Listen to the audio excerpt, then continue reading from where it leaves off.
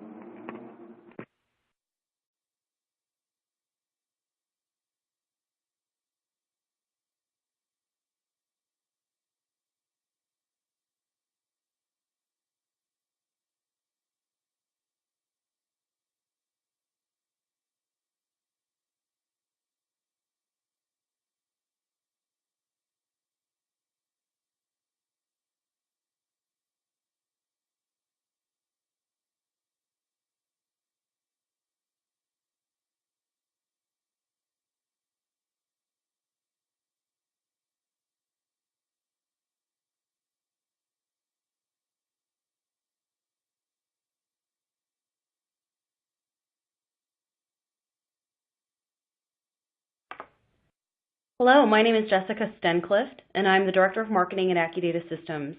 I'll be moderating today's webinar. Thank you for joining us, and welcome to our second bi-monthly PCI QSA Open Forum. Before we get started, just a couple of housekeeping items. First, because this is a live Q&A, please feel free to start asking your questions immediately in the chat window in your browser. We did receive 4 questions during the registration process, so we'll address those first and then open up the floor. If we are unable to get to your question today, our QSAs will be emailing you individually to answer your questions. Please allow 48 to 72 hours for those responses. After the webinar today, each attendee will receive a post-event email with both our full recorded webinar and a copy of the slides, as well as several resources to help you prepare for 3.2. Today, we're joined by 2 extremely knowledgeable experts who are here to help address your toughest challenges around maintaining PCI compliance. First, I'd like to welcome Tim Sills.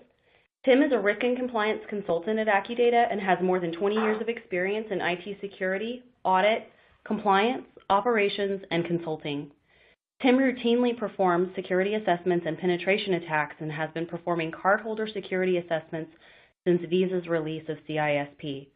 He holds numerous certifications, having become a CISSP in 2001 and a QSA in 2005.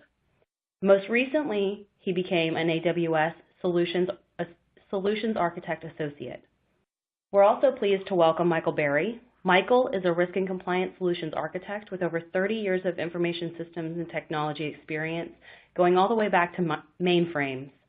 His experience includes IT management, strategy, security, networking, software development, and risk and compliance responsibilities.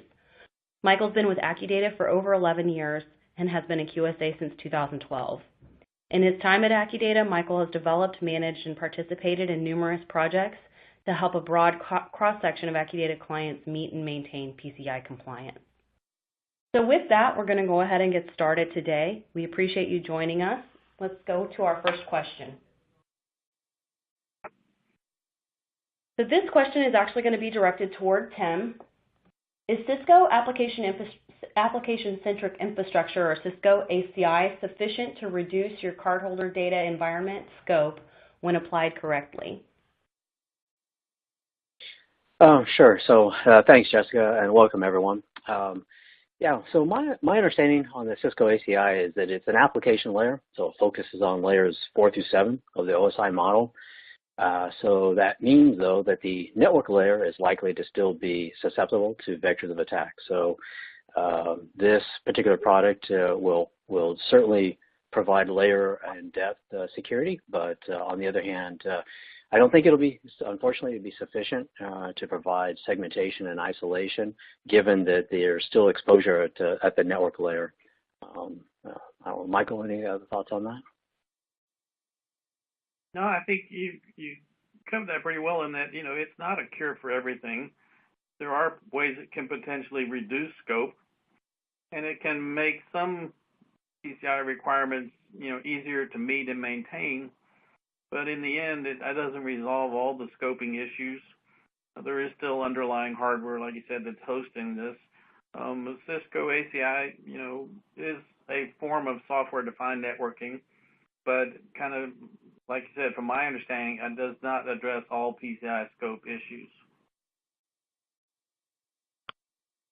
Perfect. Thank you both. And while we're on that topic, are there any other additional examples for those on the phone that give opportunities to reduce the CDE that are fairly straightforward and effective?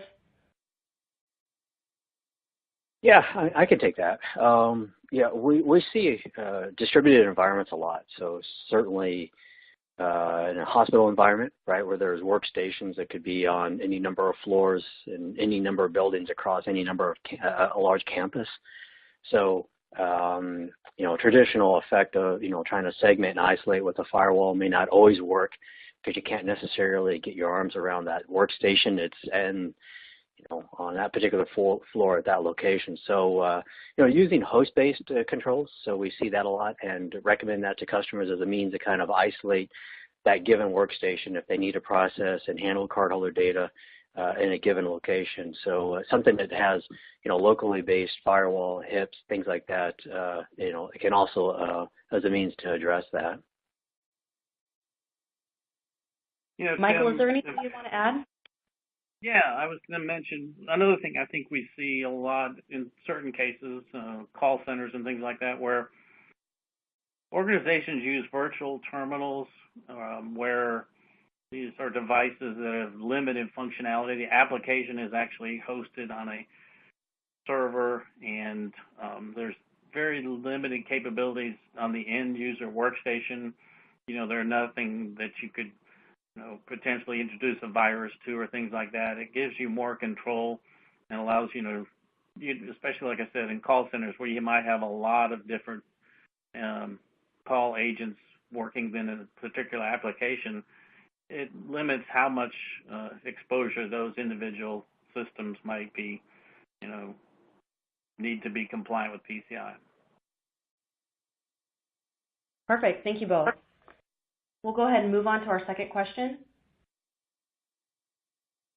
How does the new release from the PCI Council affect my compliance, and what should I be doing to prepare for PCI 3.2? Michael, can you take this one? Yeah, so that's been an interesting topic here last year. So, version 3.2 of the DSS was announced a while back, and some time has been given for organizations to get compliant. There are a number of specific requirements that do take effect February 1st of 2018. Several of those were focused on service providers. There are some that need to be addressed by both merchants and service providers. I think what we saw was that a lot of the ones were kind of best practice things that many organizations should have been or were already doing.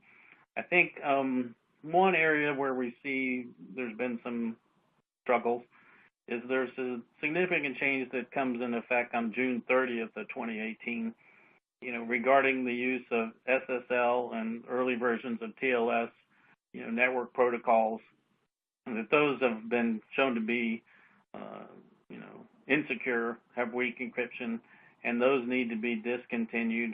And so that's, I think, a struggle. Tim, anything you want to add on that?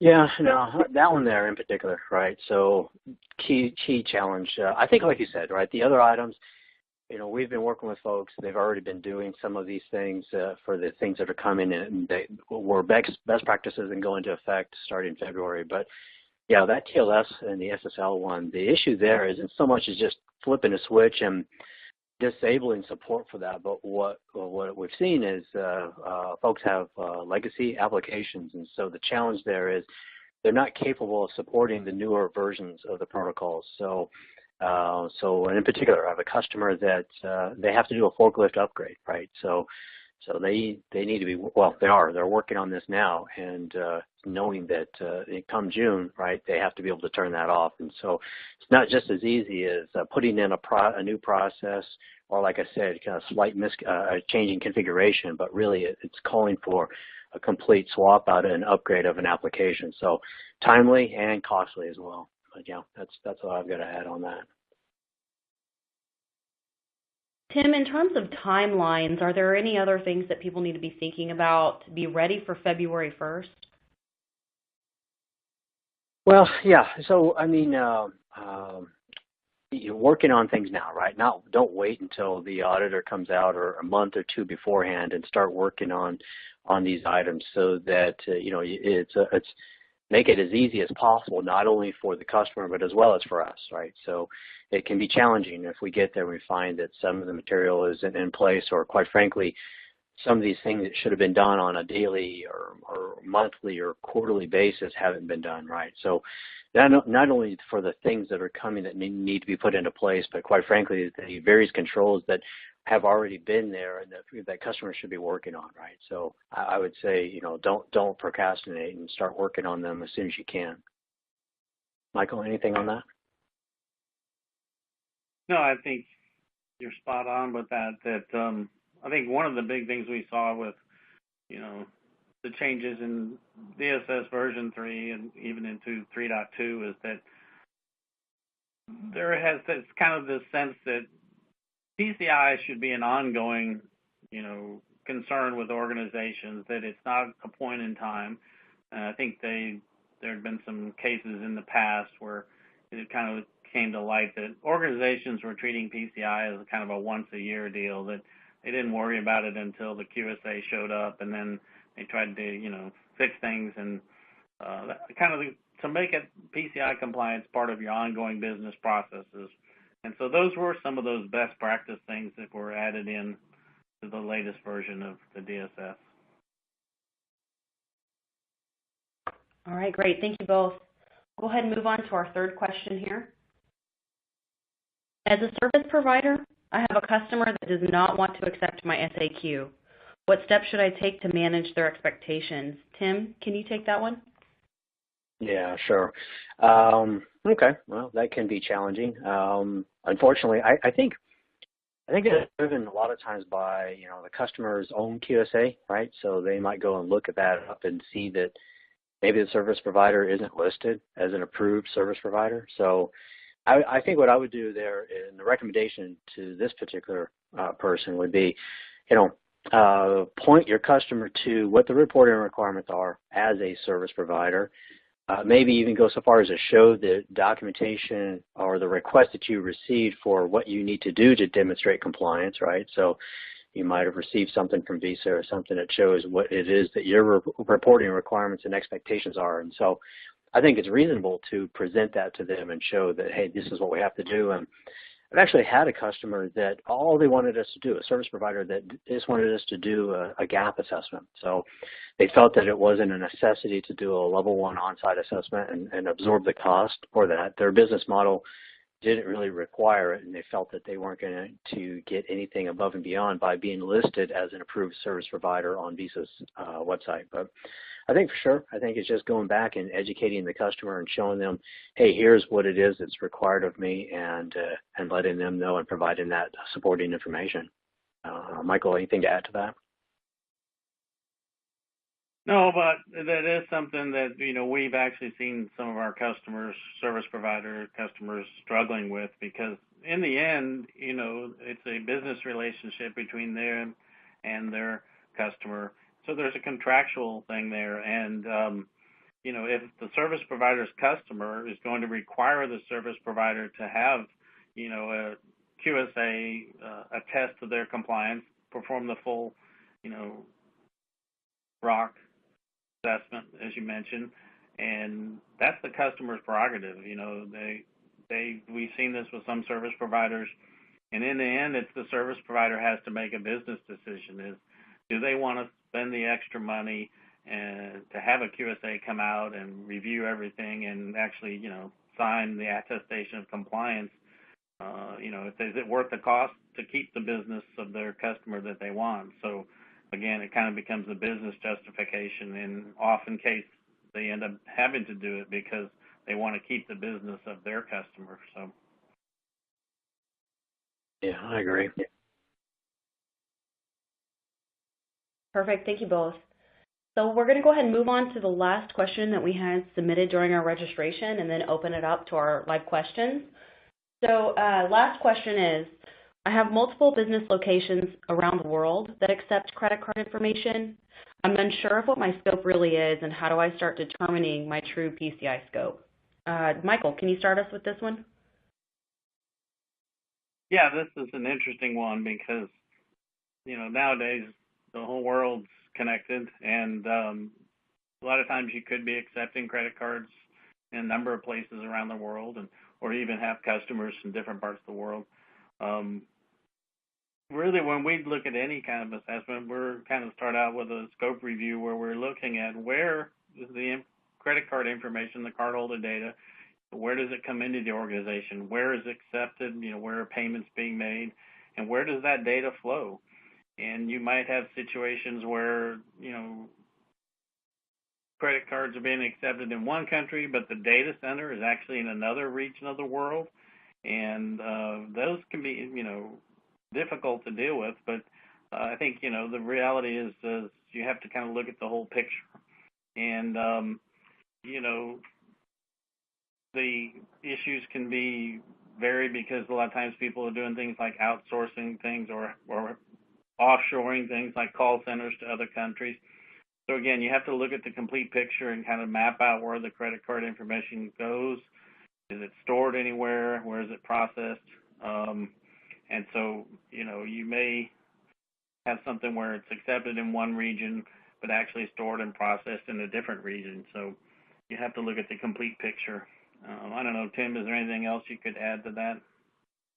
Yeah, the one thing that comes to mind, you'd mentioned, right, the different locations worldwide. So, the QSAs, we have to be authorized to work in the different regions, so we have to pay to, the fee for that. And so Accudata is authorized to work in the U.S., but we can partner with other QSAs to cover other regions as well. And so actually we recently did that, where we worked with another QSA who provided assessment work for us that had a footprint in Canada and Latin America. So certainly food for thought. The assessment process is relatively the same, but definitely the QSA has to be authorized for the different regions. So even if you don't visit those regions, so if the entity has locations worldwide and we sample some of those locations, in order for everything to be included within the final report, we still have to be authorized for that region, even if you're not going to go there. So something to consider, but it's something also we can also work around and deal with as well. Yeah, Tim, one thing I'd add just to be clear is that, the data security standard, the DSS, is the same throughout the world. It's all the same requirements, but as to your point, QSA organizations have to be registered in that particular region and then, required to pay fees and things to act as a QSA in that region, as you spoke. Great. Thanks for the clarification, Michael. At this point, we're going to go ahead and open it up to our live questions. Right now, we have two to start with. So the first one is, my company has started to use a loyalty program that accepts payments in a mobile application. What are specific security best practices that I should expect to have to implement? And do you have any recommendations, not only just from a PCI perspective, but overall compliance and security hardening? Michael, can you take that one to begin with? Yeah, this is actually something we've been seeing more of lately. In reality, the mobile application just extends the PCI scope. Just if you added a different retail location, whatever. Now those applications on the mobile devices, smartphone or whatever, are part of the PCI scope. And how that cardholder data is handled on those devices needs to be looked at. We've seen some where the application on the phone is really just kind of providing a web browser interface to something that's hosted somewhere else. And there's no real, cardholder data stored on the device. However, there are some applications, where there are fully developed native applications where credit card information may be accepted and stored on the device, even if temporarily. And that really kind of opens up some possibilities for, hackers to steal information, off the device. So those things definitely are becoming more popular, and it requires, those mobile devices to be treated as part of the scope, just as a point of sale device or web server or anything like that. I don't know, Tim, anything else you want to add to that? Yeah, actually, this is right in the wheelhouse of, we just recently, I did a application mobile app pen test, and so it reminded me of a finding from that where it was done by the marketing department spearheaded it, and so they went and found a vendor, and the vendor had actually put the application together. It was a native app. It was both for iOS and Android, and so we pen tested that, and so the issue there was that as I worked with the vendor, we found that really, it's application security, certainly PCI, right? PCI requirements weren't really on their radar. So secure coding practices and software development wasn't something that they necessarily baked into it. So the issue there was that, the marketing department kind of spun off and had put this app together with their own metrics and guidelines. And so, of course, right, the vendor had put that together based on that. And so then we came along a couple months later and started looking into it. So, definitely the takeaway here, right, is at the end of the day, it's still an application. It needs to be assessed and accounted for just as if it was running back at the corporate data center.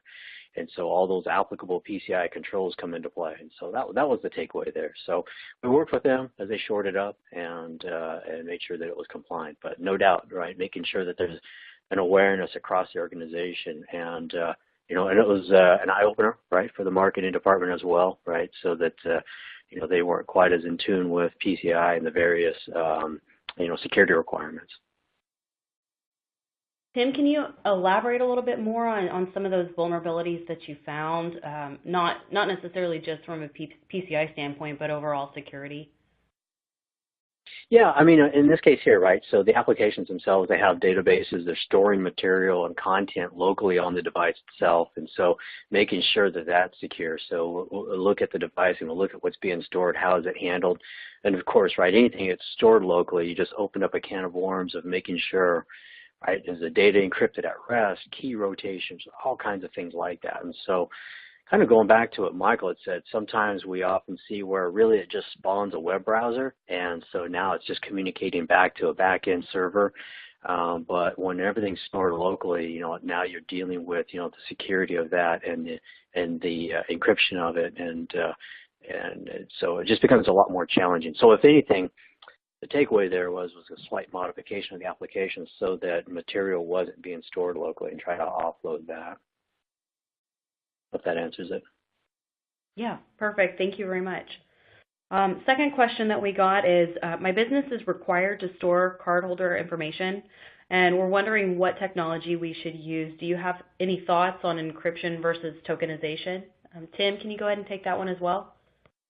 Yeah, so for sure, tokenization, right? I mean, assuming the tokenized process isn't reversible, but for sure, if you tokenize the data, the output of that is something that's no longer cardholder data, right? And but on the other hand, if you encrypt it, even encrypt the data, if you look in the DSS, it'll still tell you that encrypted or not, even if it is, it's still considered cardholder data. It needs to be managed as such, right? So we see a lot of times where folks are tokenizing the data, so as soon as they get it and they capture it, then that tokenized value is now what gets inserted into the data stream, and so anything else downstream from there, now the scope is reduced, but that's an easy one.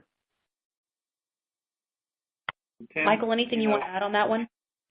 Yeah, I think this is kind of an interesting topic right now just because of some other trends that we've been seeing just in the whole payment industry, and that is that people have been moving to, on point-of-sale systems, to using point-to-point encryption so that when the card is swiped, the information is immediately encrypted, and the merchant never really gets the credit card information. They don't have access to it. That encryption, is handled by the payment processor, and then they take, the credit card information of encrypted format, and then they return a token to the merchant along with the payment authorization. And so that really takes all that out of scope for the merchant. All those POS devices don't have to have the same full PCI requirements that they used to. And so a lot of people have been moving that direction. I think also, the same thing has happened in the e-commerce world, where a lot of times now when you go to make a payment, you actually are redirected to a payment processor's website to enter your card information and to complete the transaction.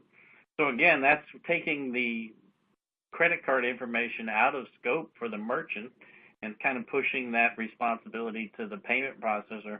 And again, then, the merchant just receives a token back that then they don't, doesn't have the full requirements that a PAN data would be required to do. So, again, these have been some trends we've seen a lot lately just because the technology has really taken off. I think, the P2PE thing has been interesting. We've seen some cases where, normally you can go look on the PCI Counsel website and look for devices, P2PE devices that have passed certification. But I know we've run into some cases where they don't appear on the website. And I think, Tim, you've handled some of those situations. So how do we normally deal with that? Yeah, so not uncommon, right? So we've done stuff with merchants where like they've got Chase or FDMS as their acquirer and processor, and so they have solutions, right, that may not be listed, P2P solutions that are not necessarily listed by the council as complete approved solutions, but the acquirer is perfectly fine with that. And so what we've done is said, okay, well, we've worked with the acquirer, and they said they're okay with that. Asked them if there's any particular guidelines they have and what they want to see in terms of validation.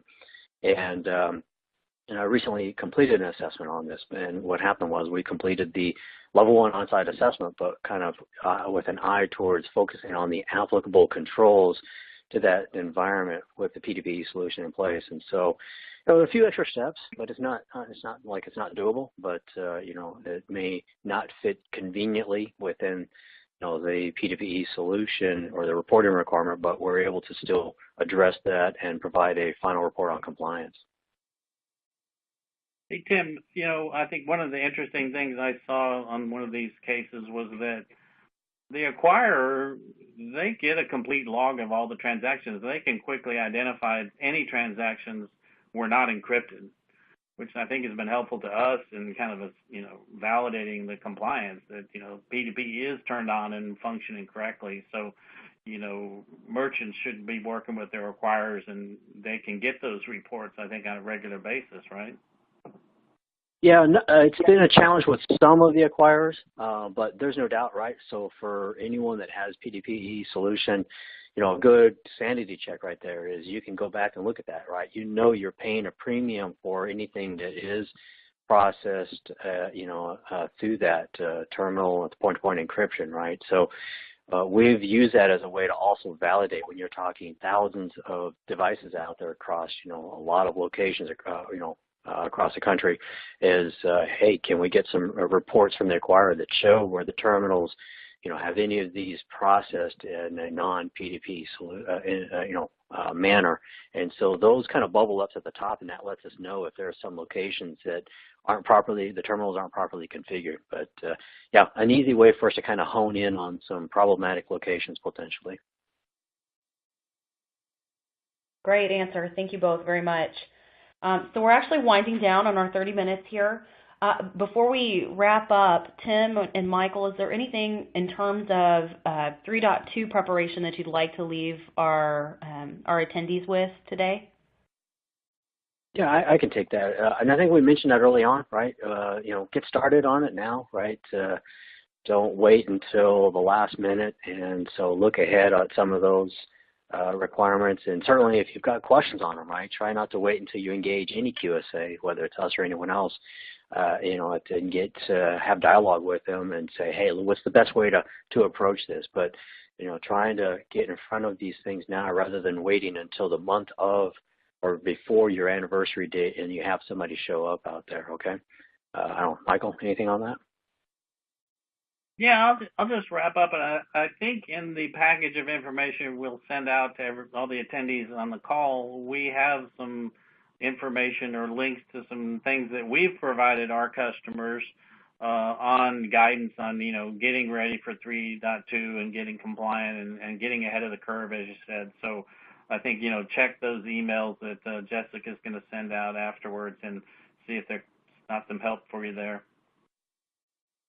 Yeah, absolutely. So just a reminder as we close out today, everyone will receive a post-event email that will include the recording of this webinar, and then we have several 3.2 resources to help you get prepared and ready for compliance in February and ensure that you're ahead of the game.